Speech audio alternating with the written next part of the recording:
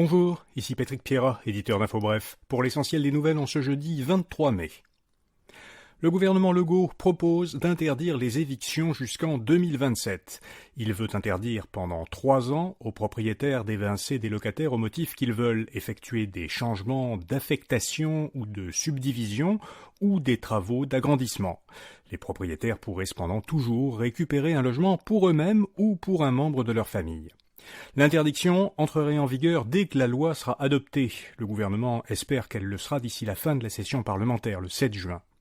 L'interdiction prendrait fin avant 2027, cependant, si le taux d'inoccupation des logements montait jusqu'à 3% dans l'ensemble du Québec, parce que le marché locatif serait alors plus équilibré qu'actuellement.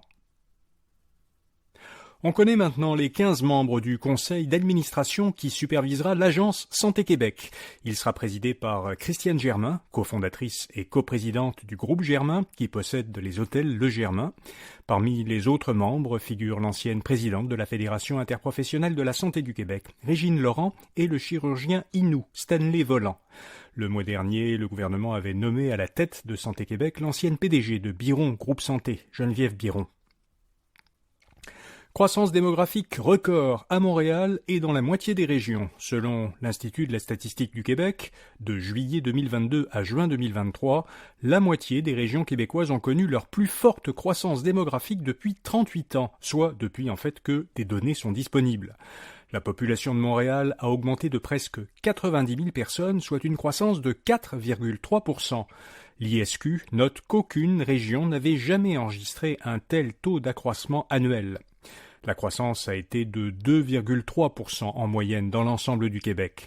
L'Institut explique cette forte croissance par une hausse sans précédent du nombre de résidents temporaires.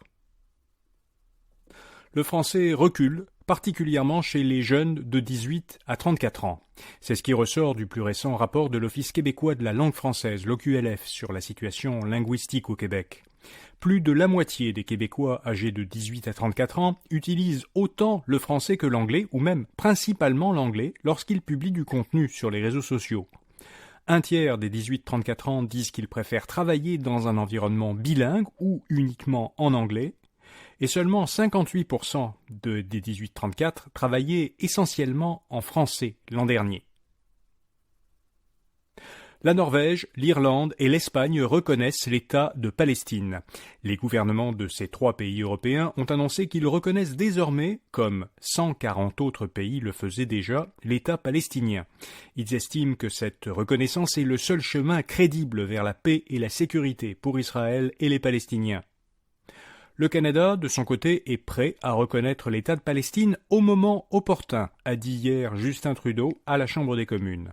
Le Premier ministre fédéral a souligné que son gouvernement s'oppose, je cite, « aux efforts du gouvernement israélien visant à rejeter une solution à 2 États ». Près de 2 Canadiens sur 3 pensent que l'inflation en épicerie va de pire en pire. C'est ce qu'a constaté la firme Léger dans un sondage consulté par l'agence La Presse canadienne.